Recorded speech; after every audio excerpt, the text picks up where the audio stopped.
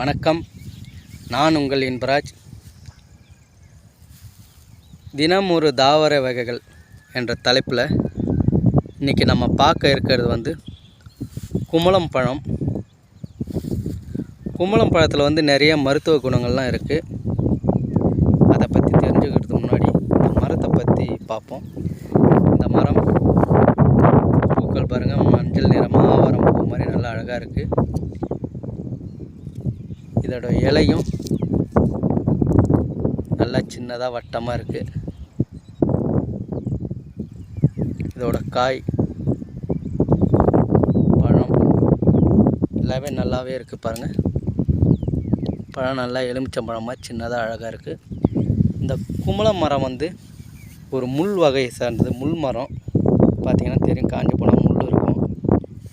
இது 5 அடி முதல் 10 அடி வரை வளரக்கூடியது. ஒரு குட்டை ரக மரம்.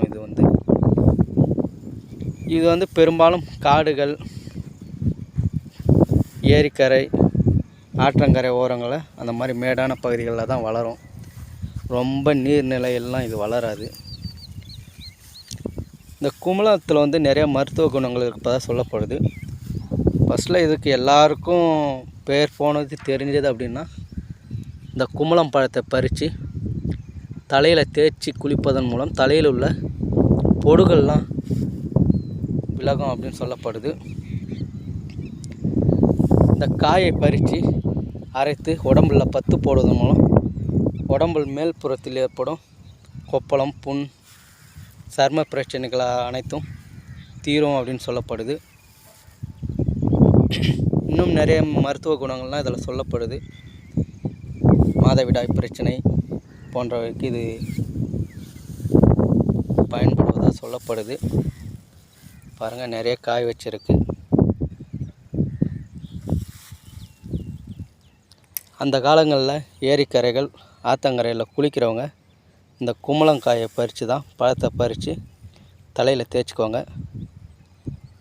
தலையில் தேய்ச்சி தலையில் தேய்ச்சி இது நுரை வரும். நிறைய யார் தலையில் அதிகமாக நுரை வருது அப்படின்னு பார்ப்போன்றதுக்காக தேய்ப்பாங்க. இந்த பழத்தை பறித்து தேய்ச்சி குளித்தா பொடுகள்லாம் அகரும், பொடுகெலாம் விலகிடும் அப்படின்னு சொல்லப்படுது. ஒரு சின்ன வீடியோ எனக்கு தெரிஞ்சதை எடுத்து போடுறேன். வீடியோ பாருங்கள், லைக் பண்ணுங்கள், ஷேர் பண்ணுங்கள்.